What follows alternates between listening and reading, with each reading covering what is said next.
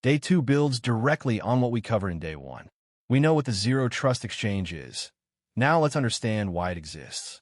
What specifically went wrong with the perimeter model? And why isn't it just a case of patching the old approach? That's what this chapter answers. Let's start with a simple question. Why did the perimeter ever work? Because everything important was inside it. Apps lived in the data center. Users were on-site. Traffic flowed inside the corporate network. The inside is trusted. Outside is not assumption was actually accurate. Now, look at the right side of this slide. Not a single one of those conditions holds today. Apps are in the cloud. Users are everywhere. Traffic bypasses the perimeter completely, going directly from a home user to Microsoft 365 or Salesforce. And critically, attackers are already inside, using legitimate-looking credentials and traffic patterns. The perimeter didn't just become weaker. Its entire foundational logic collapsed. For core weaknesses, 4 structural weaknesses, and the keyword is structural. These can't be resolved by updating the firmware or tightening a rule. Choke point scalability. You've concentrated all your enforcement into a handful of firewalls and VPN concentrators. As cloud traffic grows, those become bottlenecks. And if they fail, the workforce loses access. Broad access after authentication. Once a user gets through the VPN, they're on the network. VLANs and internal firewalls provide core segmentation at best. Hardware ops overhead. Managing device life cycles, patching, change windows, and every new branch or cloud region requires more of the same. An inconsistent enforcement. Multi-cloud, multi-region deployments end up with different firewall stacks, different rule sets, and gaps that attackers walk through. Discoverable attack surface. This is one of the most exam-critical slides in this chapter.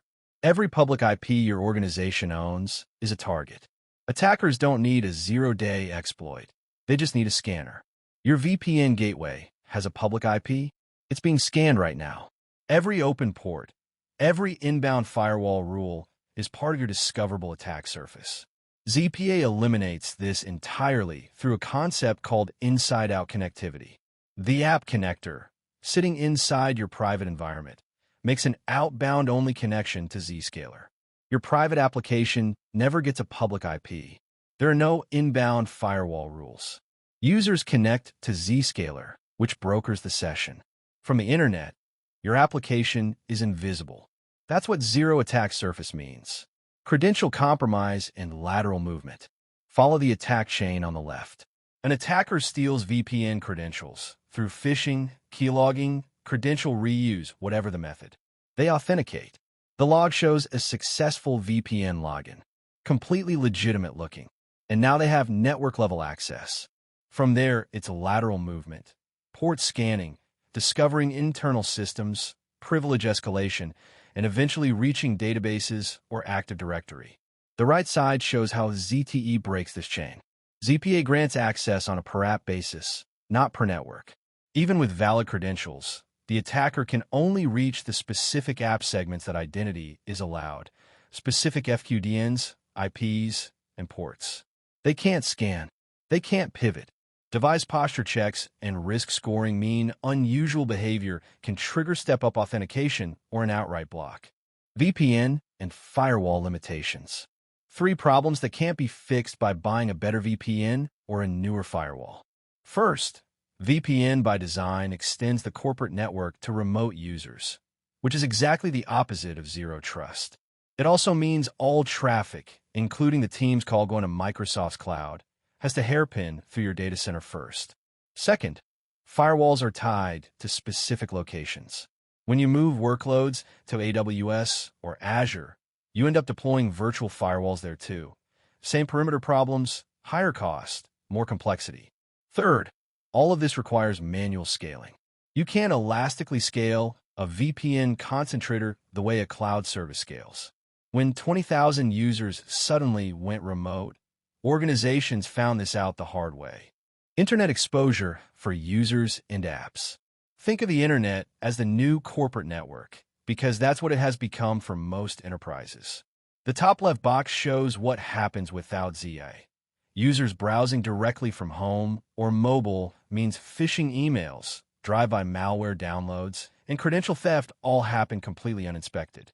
ZIA places itself in line for every connection regardless of where the user is or what network they're on.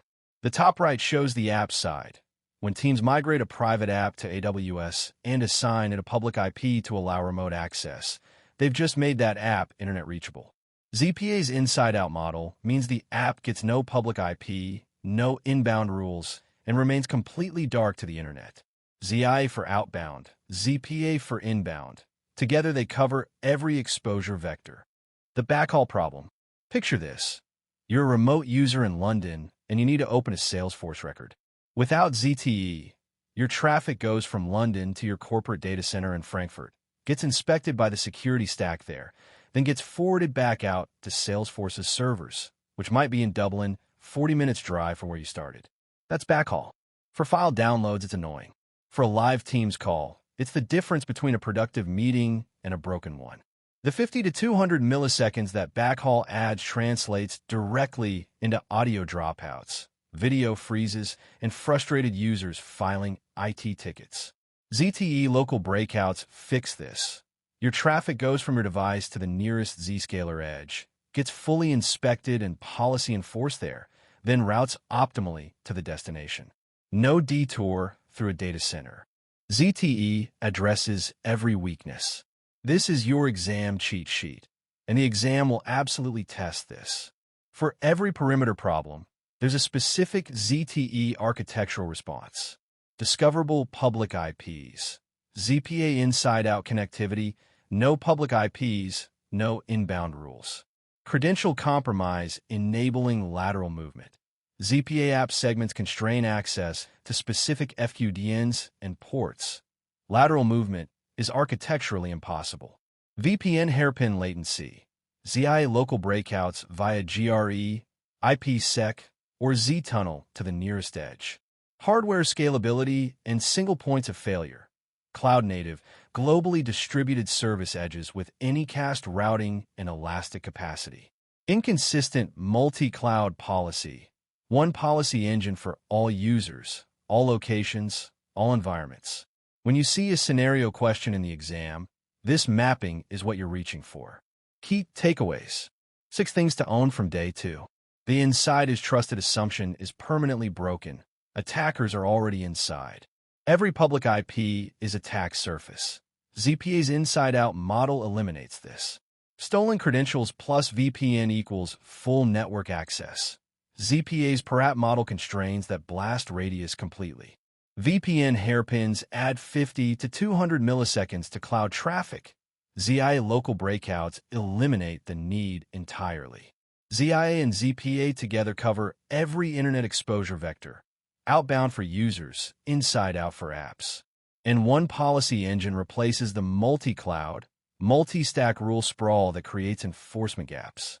If you can explain all 6 of these, you're ready for the security architecture questions across the ZDTA blueprint.